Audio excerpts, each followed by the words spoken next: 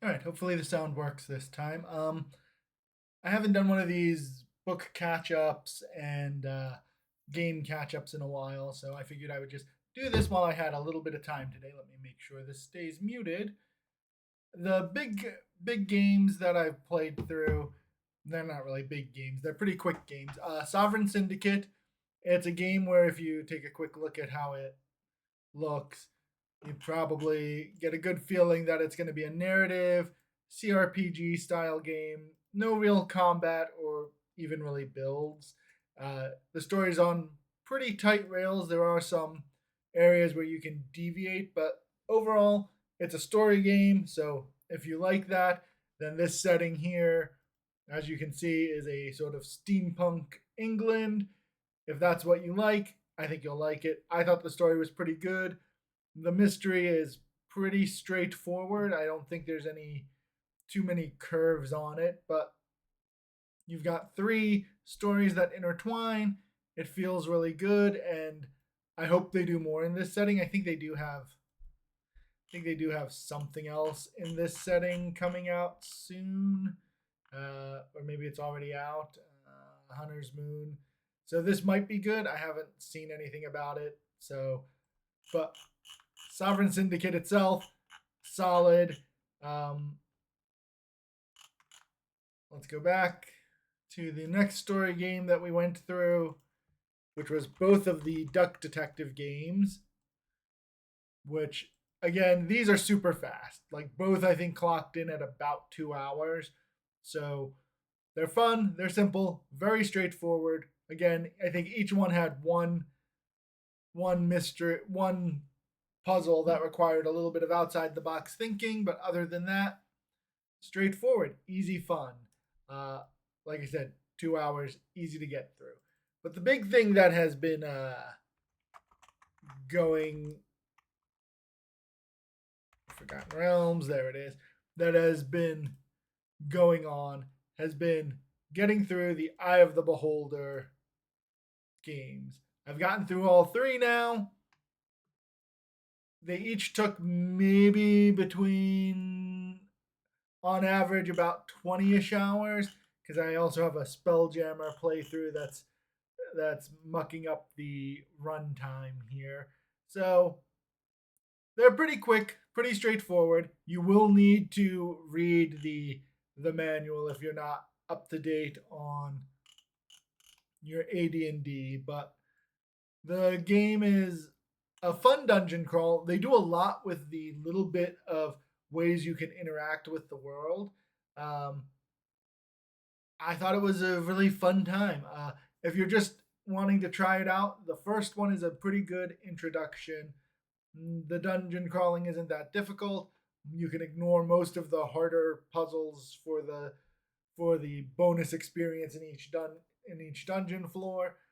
The second one is probably the hardest. What is it? Legend of Dark Moon. That one I thought was probably the hardest, but maybe it just had the most backtracking because I missed something. The third one, that was you're basically on the glide path by that point. You should have a bunch of good weapons. You should have a really good mage and a really good cleric by that point. So if you get to the Knights of what is it? The Assault on Myth Dranor, you're on autopilot at that point. There will be a few hiccups here and there, but overall done easy and good. So those are the three games that I've been playing recently besides Tactics Ogre. Oh well, there's also the game everyone's been playing, which is where winds meet. I'm not as big of a fan of it as other people, but that's just because these are these sort of open world exploration games that feel kind of meandering. I like I like a glide. I like to know where I'm going, what I'm doing. So it's good if you like the like Sekiro stuff. It's free, so you might as well just try it and don't care what I have to say. But not the sort of game I normally play. But friends are playing it, so I'll I'll give it a I'll give it a shot. All right, but now that oh that's interesting. Even if I close it, the window capture doesn't go away. All right, there we go.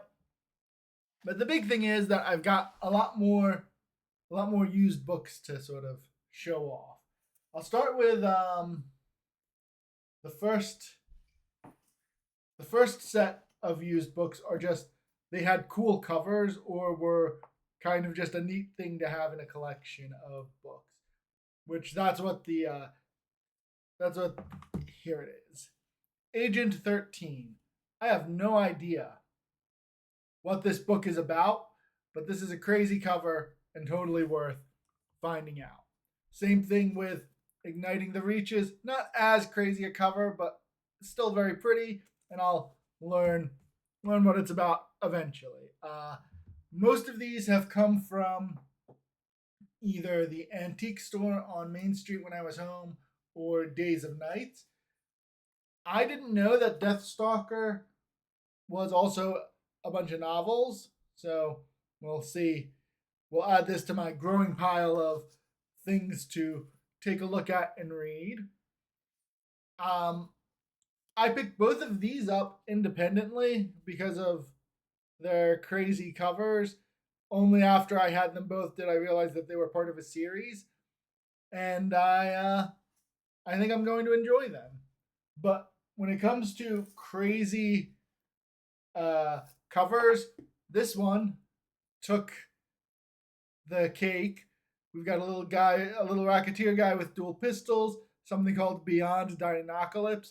I've managed to get my hands on another one of the trilogy, the third one that is on its way as well, or maybe it's the first one. This doesn't say book 3 of 3, so that's probably the first one. The last cool thing I got is I finally got my hands on the Avatar Adventures for Ultima. I've been looking to try and find a copy of this. We finally got one that is a not stupid expensive. So, just sort of fun to have. It's got a whole bunch of maps. So, just a fun thing to include in my collection. And the final two books are the ones that are going to be a little more interesting. These didn't come from Days and Nights. They came from the little antique store nearby. This first one is called Clausen's Commentaries on Morals and Dogma by this guy. I think I have found a book about Freemasonry. Yeah, see the Lodge of Perfection. So maybe I'll become a Freemason. Who knows?